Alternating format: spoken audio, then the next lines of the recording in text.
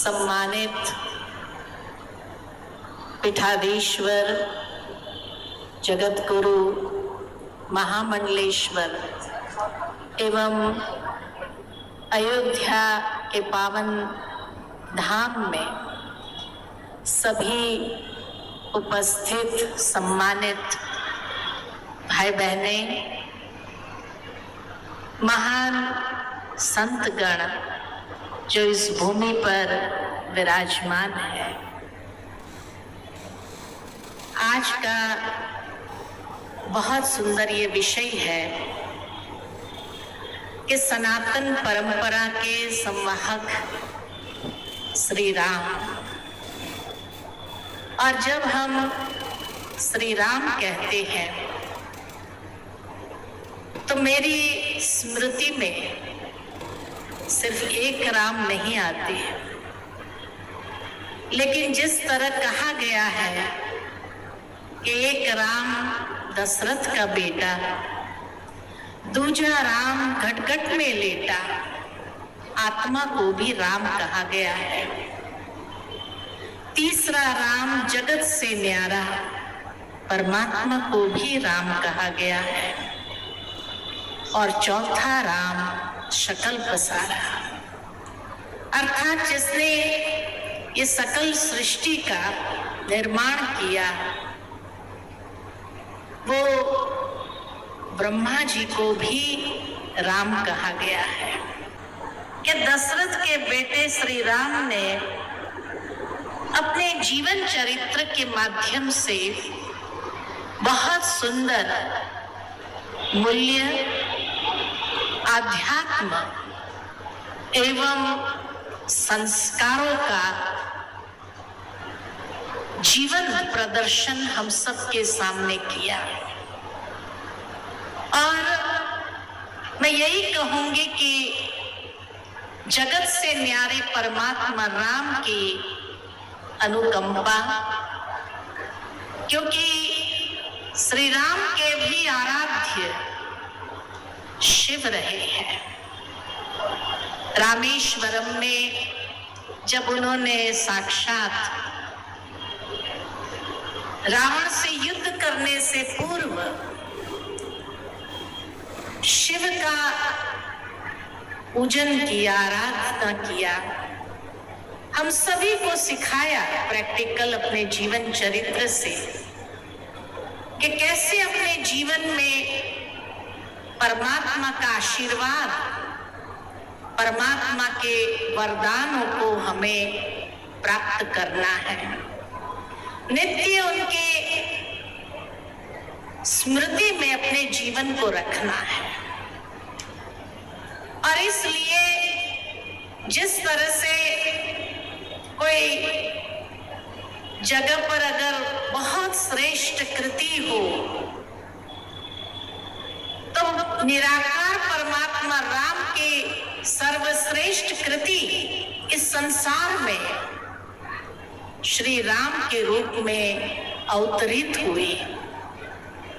और हम सब आत्मा राम को ये सिखाया कि सनातन धर्म का जीवन के अंदर आचरण कैसे करना चाहिए।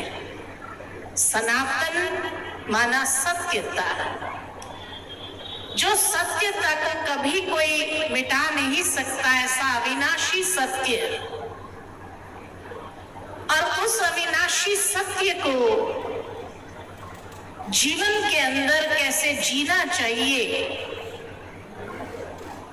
अपने हर संबंध को कैसे निभाना चाहिए, कैसे आदर्श चरित्र होना चाहिए, ये उन्होंने अपने जीवन से प्रत्यक्ष किया। इसलिए कहा कि संसार की सर्वश्रेष्ठ कृति मर्यादा पुरुषोत्तम श्री राम की आज हर कोई अपने दिल के अंदर बड़े सम्मान के साथ उनका अनुग्रह करते हैं।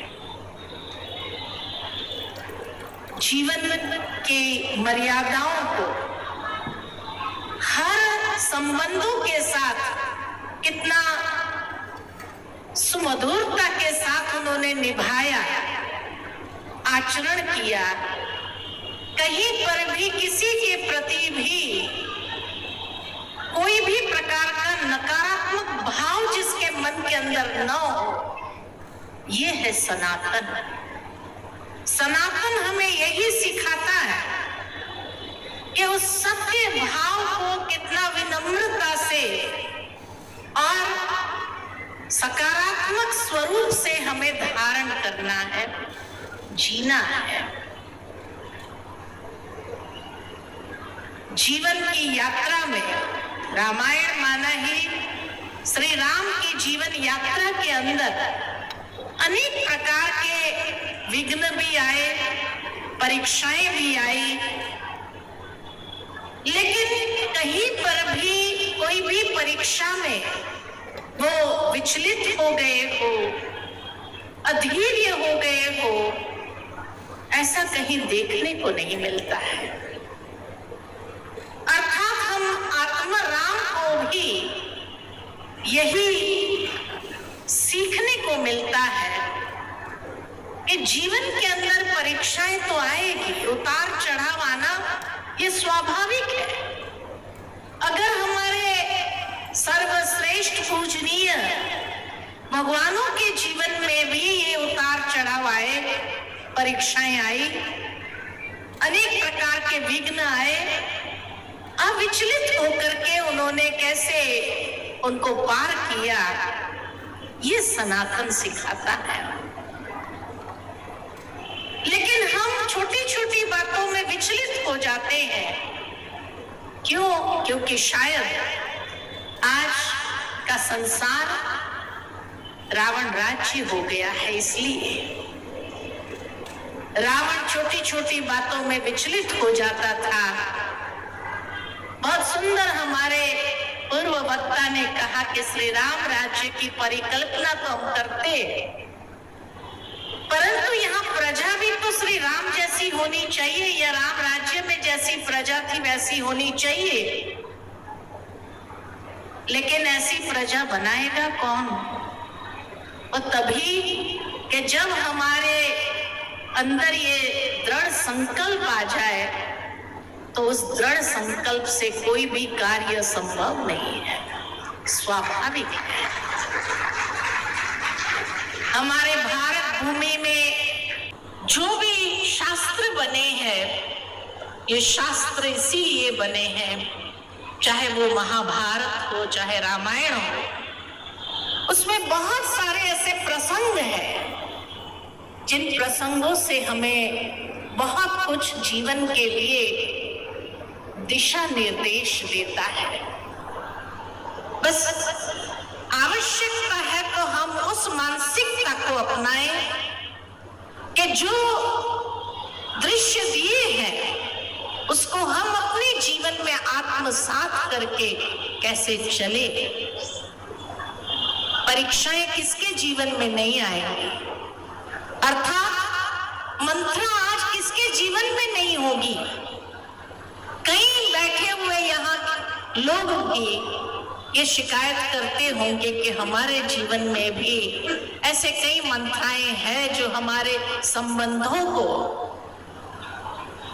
कटु बनाने का प्रयत्न कर रहे हैं, लेकिन ऐसी मंत्राओं को देखते हुए हम बहुत विचलित हो जाते हैं और उनके सम्मुख भी नकारात्मक कदम उठाना आरंभ कर देते हैं कि उसने अगर ऐसा किया तो हम भी ऐसा करें। नहीं, श्री राम ने कितना सकारात्मक स्वरूप से उस भावना को भी स्वीकार किया, क्योंकि कहा जाता है हमारे भारत के शास्त्रों में जो कहा हुआ है, जो होता है उसमें कल्याण समाया होता है।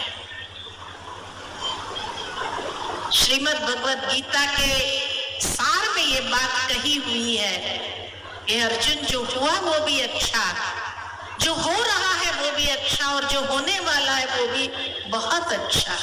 ये सकारात्मक भाव को जागृत करने के लिए तीनों काल अच्छे हैं, कोई काल बुरा है ही नहीं। तो जीवन के अंदर अगर सुपर्णखा है। आज के समय में अनेक लोगों के जीवन में, अनेक आत्मराम के जीवन में भी सुपर्णखा आकर्षित करने का प्रयत्न करती है, चरित्र भ्रष्ट करने का प्रयत्न करती है। और जब परख शक्ति न हो तो उसके वशीभूत हो जाते हैं, फिर पश्चाताप करते हैं। गिरने के बाद उठना असंभव महसूस होता है, लेकिन श्री राम ने उसका भी कैसे सामना किया, उसको कैसे पार किया। लक्ष्मण ने किस तरह से अपनी धारणा में स्थित होकर के अपने मन के लक्ष्य से न विचलित हो, ऐसी धारणा से उसको पार किया। तो जीवन के अंदर ये परीक्षाएं तो आएगी, मारीच भी आएगा। तो श्री राम की जीवन यात्रा हम सबकी जीवन यात्रा से अलग नहीं है। हर एक परीक्षा, हर एक उतार चढ़ाव, हर एक प्रकार के आकर्षण, हर एक प्रकार के विघ्न हमारे जीवन को भी प्रभावित करने का प्रयत्न करता है। श्री राम ने अपने मूल्यों का संवाहक बन करके कैसे उनको सुरक्षित रखा अंत तक, और हर संबंध को फिर भी कितना सुंदर तरीके से निभाया। जो परिपक्वता उनके जीवन में थी, वो परिपक्वता कैसे आई, संवाहक वो कैसे बने। बिना आध्यात्म शक्ति से संवाहक बन नहीं सकते। ज्ञान ही हमारे जीवन में परिपक्वता ले आती है, धैर्यता से हर परिस्थिति को पार करने की शक्ति देती है, और मन के लक्ष्य को विचलित होने से सुरक्षित रखती है। इसलिए श्री राम के साथ हमेशा लक्ष्मण रहे। लक्ष्मण मन के लक्ष्य को स्पष्ट रखना आवश्यक है, तभी हम सीता जी को साथ लेकर चल सकते हैं। अर्थात आत्मराम सीता जी को साथ रखना माना जो पवित्रता है उसका अनुग्रह कर सकते हैं। आज हमारे इस मंच पर जो महान संत बैठे हैं, उन्होंने उस पवित्रता रूपी सीता का अनुग्रह किया। इस आधार से लोगों के सामने यही प्रैक्टिकल दर्शाने के लिए कि जीवन के अंदर अगर आध्यात्मिक ज्ञान का अनुग्रह करना हो, जिससे हमारे जीवन के अंदर धैर्यता आए, हमारा मन का लक्ष्य स्पष्ट रहे, सुंदर रहे और सुरक्षित रहे, उसके लिए जो वैल्यूज है, जो मूल्य है, उन मूल्यों को भी सहजता से हम अपने जीवन के अंदर आचरण में कैसे ला सके, ये प्रत्यक्ष उदाहरण है। और प्रत्यक्ष उदाहरण आज समाज के अंदर कितने लोगों को जीवन निर्देश कर रहे हैं, दिशा निर्देश दे रहे हैं कि जीवन जियो तो कैसे जीना है। अनेक कथाओं के माध्यम से इन्होंने आज भारत की दुर्गति से कितना थमाया है। दुनिया के अनेक देशों को देखो, एकदम दुर्गति के खाई में गिरते जा रहे, और अगर भारत उबर रहा है तो इसी पवित्रता की शक्ति से, ये सीता का अनुग्रह करके ही ये सब राम ने, उस राम को फॉलो करते हुए, उनका पद चिन्ह को के ऊपर चलते हुए आज भारत को धीरे धीरे उभारते जा रहे हैं। ये प्रैक्टिकल हम देख रहे हैं, किसी एक व्यक्ति की बात नहीं है, ये हमारे महान पवित्र पावन संतों के जीवन की धारणाओं के माध्यम से ही हो सकता है। आदर्श माने नहीं, इनके पद चिन्हों पर हम भी चले।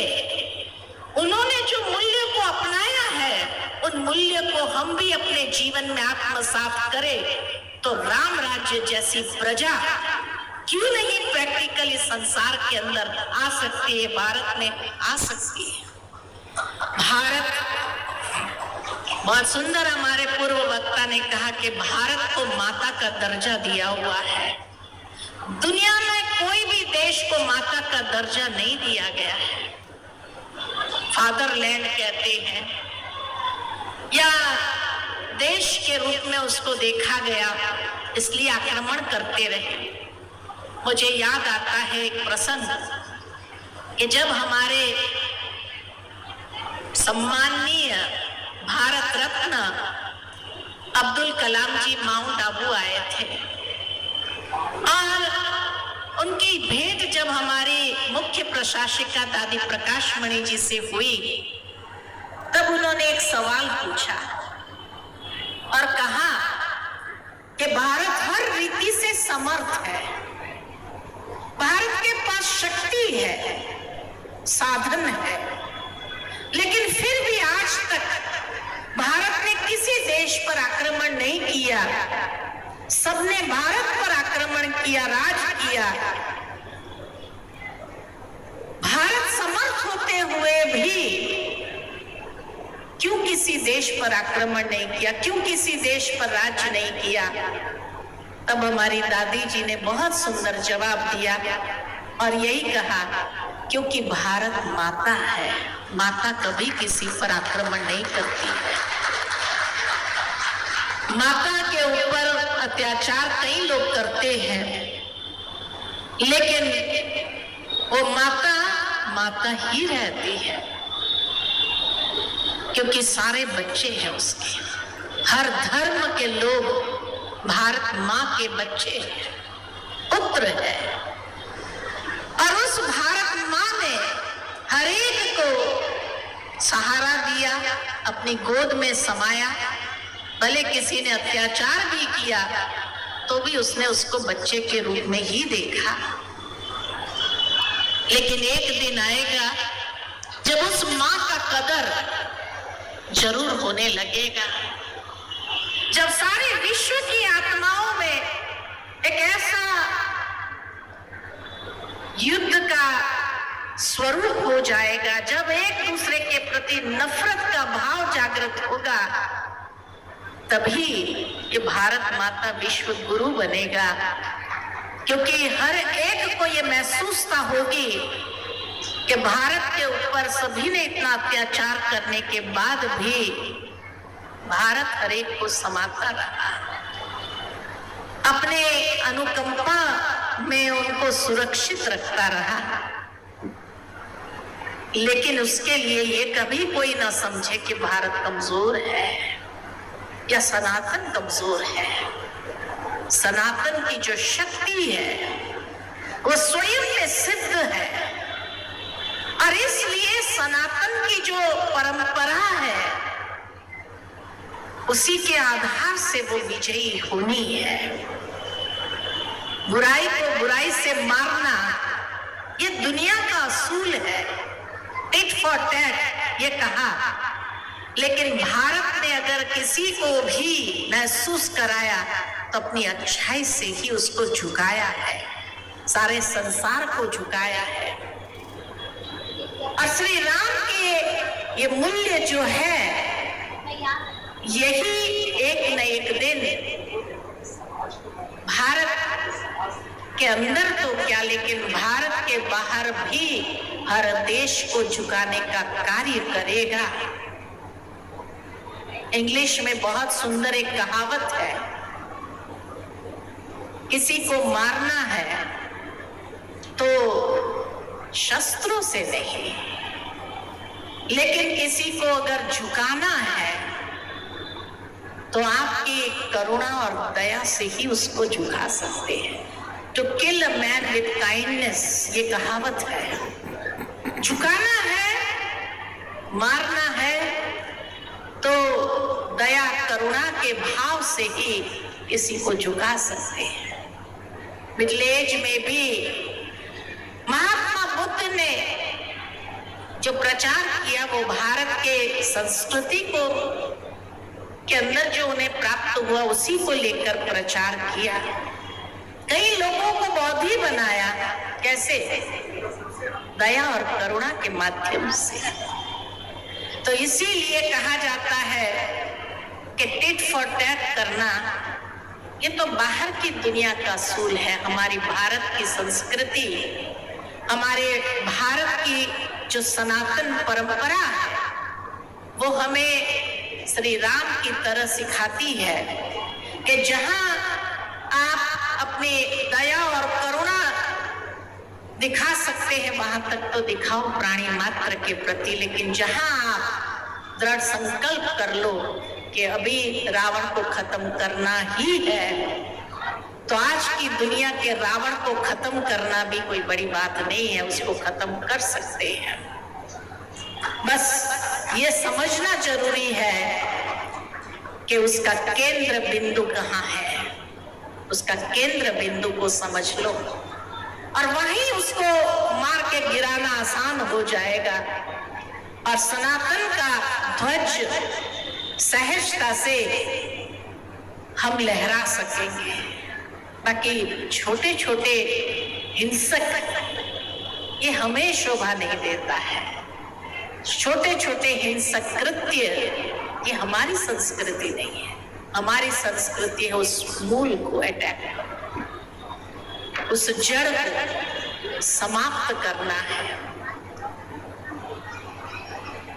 इसीलिए कहा कि रावण ने भी अगर ये संकल्प ना लिया कि मुझे मरना है तो श्री राम के हाथ ही मरना है, क्यों ये संकल्प लिया? रियलाइजेशन, जितना रियलाइजेशन करेंगे तो जरूर है वो मरने के लिए भी तैयार हो जाएंगे और तभी तो हम अपने सत्यता की शक्ति से विजयी हो। क्योंकि अभी सारी दुनिया के अंदर न मूल्य बचे हैं। भाई ने बताया इतने नशे के आदती हो गए हैं, इतने हिंसात्मक हो गए हैं, इतने जो अनेक प्रकार की बुराइयों के ग्रस्त हो गए हैं। ऐसे में जब गिरती कला में पहुंच गए, जो गिर रहा है उसको मार करके हम अपना सम्मान क्यों खत्म करें? गिर ही रहा है और जहां सारे गिर रहे हैं हम ऊपर उठ करके अपने ध्वजा को लहराए, इतना ऊपर उठ जाए जहां कोई पहुंच ही न सके। ये अध्यात्म हमें सिखाती है कि अध्ययन के द्वारा हम इतना अपने आप को ऊंचा उठा दे। परमात्मा ने जो वायदा दिया है गीता में, यदा यदा ही धर्मस्य, कि मैं आकर के इस संसार में से अधर्म का नाश और सत धर्म की पुनः स्थापना करता हूं। आज प्रजापिता ब्रह्मा कुमारी ईश्वरीय विश्वविद्यालय के 140 देशों के अंदर जो सेंटर्स चल रहे हैं वह यही कार्य तो कर रहे हैं।